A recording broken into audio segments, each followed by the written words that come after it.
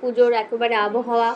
আজ চতুর্থী, কাল পঞ্চমী। তো দুর্গাপুজো মানেই কি আমাদের কাছে নতুন জামা কাপড়, বা বাবা জামা কাপড় কিনে আনবে, বা বাড়ির লোক বাড়িতে ফিরে আসবে যদি বাইরে থাকে, তাই না? বা আমরা নতুন জামার জন্য আগ্রহে যেভাবে একটা মানে অপেক্ষা করি, সেটাই তো আমাদের কাছে পুজো মানেই নতুন জামা। কিন্তু যে কটা জামা হলে প্রশ্ন করি। তো এমন যদি হয় যে তুমি বাড়িতে অপেক্ষা করছো যে বাবা কখন নতুন জামা কাপড় নিয়ে আসবে, ধরো বাবা বলেছে আজ রাতে আমি নতুন জামা কাপড় নিয়ে আসবো, অনেক টাইম চলে যাচ্ছে কিন্তু বাবা সময় মতো ফিরছে না, তোমাদের মনে কেমন অনুভব হবে?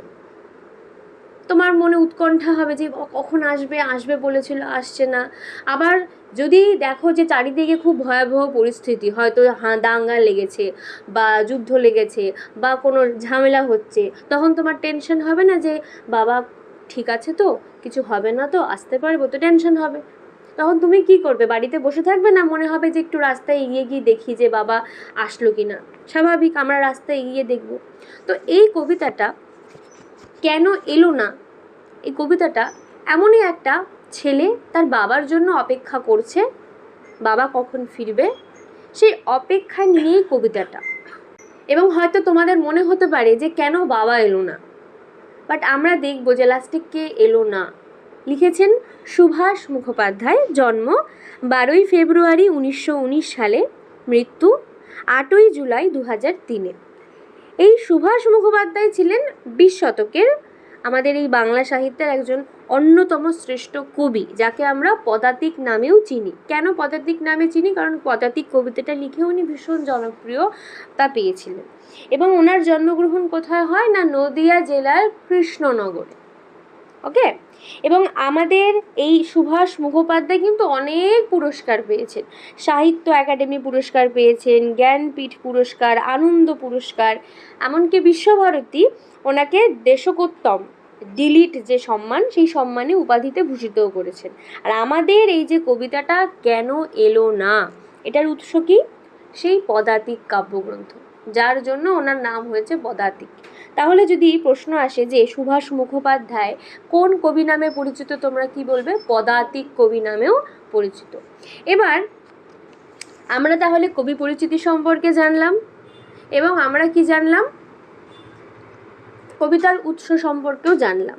এবার আমরা লাইন বাই লাইন পড়ে কবিতাটা বুঝবো। ভীষণ ইজি। তোমরা কবিতাটা যখন লাইনগুলো পড়বে না, তোমাদের চোখের সামনে ঘটনাটা ভেসে উঠবে। আমাকে আলাদা করে কিছু বোঝাতেও হয়তো না হতে পারে। সারাটা দিন ছেলেটা নেচে নেচে বেরিয়েছে। কেন নেচে নেচে বেরিয়েছে বলে মনে হয়? বাবা জামা আনবে, নতুন পুজো, মানে পুজোতে নতুন জামা হবে, ভীষণ মজা।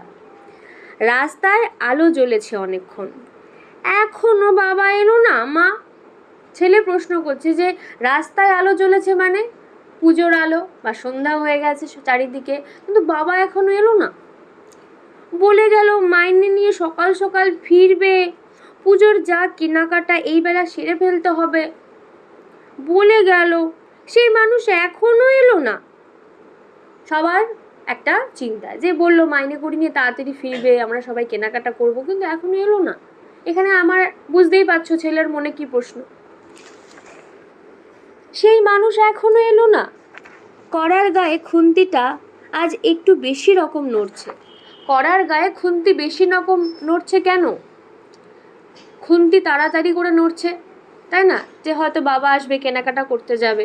আবার এটাও হতে পারে যে বাবা আসছে না কেন, তার জন্য যে মা, অর্থাৎ বাড়ির যে মা, সে চিন্তিত, তাই সে তাড়াহুড়ো করে রান্না করছে, বা সে টেনশনে রান্না করছে। দুটোই কারণ হতে পারে। সে উৎকণ্ঠিত হতে পারে, বা সে এক্সাইটেড যে এই বাজারে যেতে হবে, কেনাকাটা করতে হবে, তাড়াতাড়ি রান্নাবান্না সেরে রাখি। ফ্যান গালতে গিয়ে পাটা পুড়ে গেল। তাড়াহুড়ো করছে বা টেনশন করছে, অন্যমনস্ক রয়েছে, বাবার চিন্তা করছে, নিজের স্বামীর চিন্তা করছে, তাই অন্যমনস্ক থাকায় ফ্যান গালতে গিয়ে, মানে ভাত উপর দিতে গিয়ে পাটা পুড়ে গেল। জানলার দিকে মুখ করে ছেলেটা বই নিয়ে বসলো মাদুরে। জানলার দিকে মুখ করে কেন বসেছে? বাবা আসলেই যাতে তাড়াতাড়ি দেখতে পায়। তো জানলার দিকে মুখ করে বই নিয়ে বসলো, সামনে ইতিহাসের পাতা খোলা, ইতিহাস বই পড়তে বসেছে। ঘড়িতে টিক টিক শব্দ, কলে জল পড়ছে। এই জিনিসগুলো ঘড়ির শব্দের দিকে আমরা কখন তাকাই? যখন আমরা কোনো জিনিসের জন্য অধীর অপেক্ষা করছি আর মোটে সময় কাটছি না, তখন আমাদের সব কিছুই আমরা অনুভব করি। ঘড়ির টিকটিক, কল থেকে জল পড়া, মানে প্রত্যেকটা সব কিছু স্লো মোশনে চলছে, মানে টাইম কাটছে না। ও বাড়ির পাঁচিলটা থেকে লাফিয়ে নামলো এক গোফওয়ালা বেড়াল। সব কিছু দেখতে পাচ্ছে জানলা থেকে, শুধু কাকে দেখতে পাচ্ছে না? বাবাকে। বাপের আদরে মাথা খাওয়া ছেলের মতো হিজিবিজি অক্ষরগুলো একগুয়ে অবাধ্য। অর্থাৎ ও যে বইটা পড়ছে, লেখাগুলো ওর মাথায় ঢুকছে না। বাবার অবাধ্য ছেলে যেরকম একগুয়ে হয়, কোনো কথা শোনে না, ঠিক ইতিহাসের বইয়ের কোনো কথাই ওর মাথায় ঢুকছে না। কারণ ও তো ইতিহাস পড়তে ওখানে বসেনি, ওর জামা কাপড়ের ইতিহাস ভাবছে, যে আমি কি করব, ভবিষ্যতের কথা ভাবছে। যতক্ষণ পুজোয় জামা কেনা না হচ্ছে নড়বেই না। তাহলে ওই জানলা থেকে ও নড়বে না, বা বাবার জন্য অপেক্ষা করবে, ওখান থেকে নড়বে না যতক্ষণ না বাবা জামা কাপড় কিনে দেবে। এখনো বাবা কেন এলো না মা? কে প্রশ্ন করছে? কাকে? ছেলেটা তার মাকে প্রশ্ন করছে। বারবার বাবার জন্য অধীর অপেক্ষায় সে বিরক্ত হয়ে উঠছে। রান্না কোন কালে শেষ হয়ে, গা ধোয়াও সারা, মানে রান্না বান্না সেরে মায়ের গা ধোয়াও স্নান করাও হয়ে গেছে, সে ফ্রেশ এখন। মা এখন বুনতে বসেছে। কি বুনতে বসেছে? উল। উল উল করতে গেলে না এরকম ঘর বুনতে হয়, ঠিক আছে? সেই মা এখন বুনতে বসেছে, কেবলই ঘর ভুল করছে। কিসের ঘর? উলের বোনার যে ঘর, উল বোনার যে ঘর, ঘাটে ঘাটে এরকম ওই যে সেই কাঠিগুলো ঢুকিয়ে উল বুনতে হয়, সেগুলো ভুল করছে। কেন? মা জামা কাপড় কেনার জন্য এক্সাইটেড, নাকি এই পরিস্থিতি নিশ্চয়ই বাইরে খারাপ, সেটা তো বাচ্চাটা বোঝে না। বাইরে হয়তো কোনো ঝামেলা হচ্ছে, বাবা ফিরছে না, তাই মা ঘরে বসে ভীষণভাবে চিন্তিত। কিন্তু বাচ্চাটাকে কেন বলছে না? কারণ বাচ্চা মানুষ, পুজোর দিন, ও এক্সাইটেড জামা কাপড় কেনার জন্য। ওকে বেকার বেকার চিন্তা দিয়ে কি হবে? বাচ্চা মানুষকে সব কেউ বলে না। খুট করে একটা শব্দ, ছিটকিনি খোলার। কে? আমা, আমি খোকা। গলির দরজায় ছেলেটা দাঁড়িয়ে, ও বাইরে চলে গেছে দরজা ফরজা খুলে। কেন? জানলা দিয়ে দেখা যাচ্ছে না, একটু এগিয়ে যায়, বাবাকে তাহলে দেখতে পারবো। এখনো রেডিওতে খবর বলছে, মানে কিসের এটা আভাস দিচ্ছে? কিছু নিশ্চয়ই হচ্ছে, ঝামেলা ঝঞ্ঝাট, সেটার খবর রেডিওতে বলছে।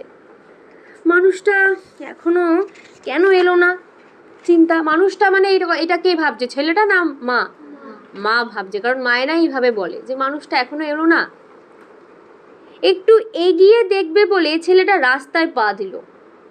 মোড়ে ভিড়, একটা কালো গাড়ি, আর খুব বাজি ফুটছে। কিসের পুজো আজ? ছেলেটা দেখে আসতে গেল। এবার বাজি ফুটছে না গুলিগালা চলছে আমরা কি জানি না তো। ও দেখলো যে মোড়ে, ও তো গলিতে দাঁড়িয়েছিল, বড় রাস্তার মোড়ে দেখছে ভীষণ ভিড়। কেন ভিড়? দুর্গাপুজোর আগে তৃতীয়া চতুর্থীতে তো এরকম ভিড় হয় না। কেন ভিড়? নিশ্চয়ই ঝামেলা হচ্ছে। কালো গাড়ি, এগুলো কিসের সংকেত? কিছু তো একটা ঝামেলা বেঁধেছে, এবং খুব বাজি ফুটছে। কিন্তু কিসের পুজো আজ? মানে কি? দুর্গাপুজোর আগে আবার কিসের পুজো? কোনো পুজো আছে? তাহলে ঝামেলা হচ্ছে। ছেলেটা দেখে আসতে গেল। তারপর অনেক রাত্রিরে বারুদের গন্ধে ভরা রাস্তা দিয়ে অনেক অলি গলি ঘুরে মৃত্যুর পাশ কাটিয়ে বাবা এলো, ছেলে এলো না। তাহলে অলি গলি ঘুরে বাবা কেন এলো? কারণ ওদের বাড়ির ওই গলির মোড়েই হয়তো সামনেই কিছু ঝামেলা হচ্ছিল, আর সেটা দেখতে গেছিল কে? ছেলেটা। বুঝতে পারেনি, ও দেখতে গেছে। বাবা তো ফিরে এলো, তাহলে কবিতার যে নাম এলো না, কেন এলো না? কে এলো না? বাবা। ছেলেটাই এলো না, যে অধীর আগ্রহে অপেক্ষা করছিল। কার জন্য? বাবার জন্য অপেক্ষা করছিল। কিন্তু বাবা ফিরে এলো, কিন্তু ছেলে ফিরে এলো না। তাহলে এই কবিতার মধ্যে থেকে আমরা কি বুঝতে পারলাম? যে এই যে বাবা খাটাখাটনি করে বাড়ি ফিরছে, অর্থাৎ সমাজের কি, শ্রমজীবী মানুষের একটা দৃশ্য দেখতে পেলাম, বাবারও তো ইচ্ছা ছেলের জন্য জামা কাপড় কিনবে না, আর ছেলেরও ইচ্ছা, আশা আকাঙ্ক্ষা যে পুজোয় জামা পরবো, বাবা আসবে, কি মজা, তাই না? এই যে আশা আকাঙ্ক্ষা, বাবা যে বাড়ি ফিরছে অলিগুলি ঘুরে, এর থেকেও আমরা কি প্রকাশ পেলো যে ছেলেকে কথা দিয়েছে, সেই কথা রাখার জন্য কিন্তু বাবা ফিরে এসেছে। মৃত্যুকে পাশ কাটিয়ে বাবা ফিরে আসছে কেন? ছেলের মনের স্বাদ পূরণ করবে বলে। কিন্তু শেষ পর্যন্ত বাবা নিজের প্রতিশ্রুতি রাখতে পারলো? হয়তো পারলো, কিন্তু অ্যাকচুয়ালি সেই প্রতিশ্রুতি রাখা গেল না। কেন? কারণ এই কঠিন বাস্তব, এই যে নগর জীবনের যে কঠিন বাস্তবতা, একটা ছোট্ট শিশু সে কিন্তু মারা গেল, তাই না? বাবার জন্য অপেক্ষা করতে করতে করতে করতে বাবা ফিরলেও ছেলেটা তার জামা পেল না। অর্থাৎ ভবিষ্যৎ, ছেলেটা এখানে কিসের প্রতীক? দেশের ভবিষ্যতের প্রতীক। আর দেশে এই যে অমানবিক যে যুদ্ধ হাঙ্গামা দাঙ্গা হচ্ছে, এই অমানবিকতার জন্য, এই কি বলবো, বিধ্বংসী পরিস্থিতির জন্য কাদের মৃত্যু হচ্ছে? দেশের ভবিষ্যৎ প্রজন্মের মৃত্যু হচ্ছে। কবি সেই ভবিষ্যৎ প্রজন্মের, সেই নতুন আশার, নতুন চিন্তার সব কিছুর মৃত্যুকে দেখালো, যে এখানে ভালো কিছুই ভবিষ্যৎ প্রজন্ম তারা এলোই না। কাদের জন্য? বর্তমানে এই খারাপ বিপর্যয়ের পরিস্থিতির জন্য। তৎকালীন সময়ে যে যুদ্ধ হাঙ্গামা, যে ঝামেলা দাঙ্গা সমাজে চলছিল, তারই পরিপ্রেক্ষিতে এই সুন্দর একটা মানে কি মর্মভেদী কবিতা উনি লিখেছেন, যে বাবা এলো কিন্তু ছেলে ফিরে এলো না, ভবিষ্যৎ প্রজন্মটা নষ্ট হয়ে গেল, সেটা উনি দেখালেন। বোঝা গেল কবিতাটা?